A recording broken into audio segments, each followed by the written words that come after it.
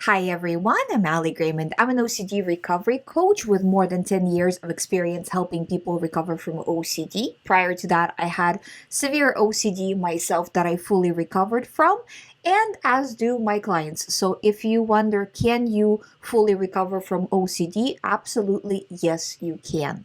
Today, I wanted to talk to you about what full recovery from OCD looks like.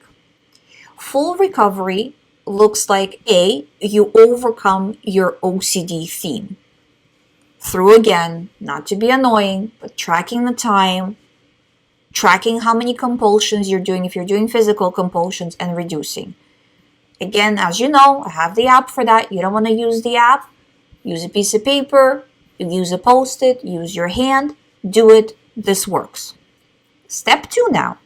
Now you've gotten out of the OCD house, so to speak, metaphorically. You got out of the OCD house, but you're still an anxious person. You're still very sensitive, easily easily stressed out about, especially when it comes to certain topics. So not quite OCD, but still not quite like everybody else either. So you need to fix this as well. For this, again, track the time, get this to 0 as well. In every area of life that you find you're not reacting, you're not responding as you feel you want to respond, this is what you need to be doing and fixing. Because even though it's technically not OCD theme, technically it's real life, you still need to fix this. Because if you don't fix this, you're kind of one step away from getting back into OCD. So we're fixing any area that you're over responding in every way. So you got rid of your main OCD theme or themes first. Now we're cleaning up the rest of it. Little things. Oh, here I, looked at to see if the oven was off for too long. There I worried, what if somebody said something or some fight you got into or whatever, those kinds of things. You're still kind of on OCD territory, too sensitive, right? Too overthinking things, and that's too close to getting back to OCD. So again, track the time, get rid of all of that. So after you get rid of both of those things, you have no OCD worries, not overthinking real life, and the big thing is that you are actually able to filter your thoughts, which most people don't have this skill. Over time of doing this, you develop this skill that, oh, a thought came in. My next door neighbor went out on the balcony, said something, right? This is how we view thoughts now. Was it valid what he said? Now, you're not just taking it, everything he said as, yeah, oh, well, it was my thought, this is important. No, you put it through the filter. And because you put it through the filter, you actually become more bulletproof than the general population because you don't get caught up on things. Even important real life things, serious things, not OCD, but serious things, you are giving yourself permission to think about it or not think about it based on the situation. So this is important. This is how much I want to think about this situation per day. This is less important. This is how much I want to think about this situation. So this, and you do this kind of on autopilot. So you do become bulletproof. So this is the main thing that will keep you from OCD coming back. That anytime you overthink anything, you view it as, nope, not doing this, not going there, too far. Even if it's real life. So if you don't get into it in real life, you don't allow yourself to overstress, then you will never get into this OCD zone.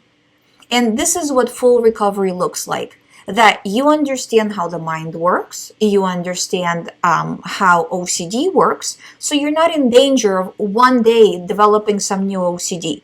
Because in, over 10 years of the work I've been doing, I'm telling you, OCD doesn't come in that many variations. The themes, maybe, there's probably like 20 core themes and maybe,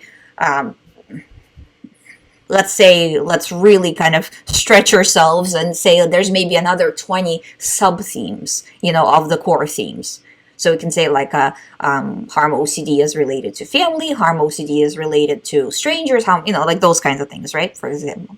So it's not that many. So once you're aware of all of them, how OCD works, if one day you get a weird thought, you'll just be like, just a weird thought. Just like the rest of the population. What happens when a person who doesn't have OCD gets a weird thought? Everybody, by the way, gets weird thoughts. That's just normal. 70,000 thoughts a day is, well, some people more, some people less. But people with OCD, definitely 70,000 thoughts a day, probably or more, because their brains work a lot. But that's how many thoughts you get per day. So, of course, weird thoughts will come and go. But the rest of the population, they don't worry about it. They don't attribute the thoughts to themselves. They're like, whatever, strange thought. Thought I was going to swerve and kill everyone. Didn't happen, disregarding. You know, like they do this on autopilot. But a person with OCD or about to develop OCD, they'll say, what does this mean about me? This means something. They start to ruminate. They fall into it. So now that you know how it works, and now that you've gotten yourself out of your main thought and out of these secondary things that you tend to obsess about from time to time or overthink from time to time, you become bulletproof. You're not in danger of developing this again. And this is what's going to keep you OCD free for life. So this is the very important part that I want you to understand from this video, that when you get to a point where, well, it doesn't bother me so much, but I still have some thoughts. This is not the end of your journey. And you have to understand that very clearly. Yes, you can live your life. Yes, you can do things, and you should. The more OCD goes away, the more kind of room you have in your mind, the more you can focus on other things. Yes, but you are not fully cured. So until you get to the point where you really feel like, all right, life, throw everything you can at me. I'm going to disregard it all. I'm going to sort it all. I'm going to deal with it all in a way that I want to, not in a way that my mind will make me, right? Until you actually get to that point and you have gone through the good, the bad, stress, uncertainties, and didn't fall down, you're not fully recovered. So you have to give yourself that time. And this is what I always say, 6 months to a year. You know, because in that time, you will go through different periods. Your mind will try to throw something new at you to see if you will take the bait. You won't, because you're disregarding, because you're tracking. So, because I see this a lot, where people will get to a point where they're like 90% recovered, and then they just drop it. Instead of finishing step 1, finishing step 2, and then really being cured.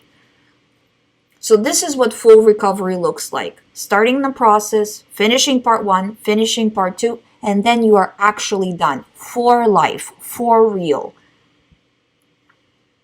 I hope you find my videos helpful. Thank you so much for watching. I will link the app below. If you would like to do one-on-one recovery program with me, all the information is on youhaveocd.com. You can sign up and get started there. I'll see you tomorrow.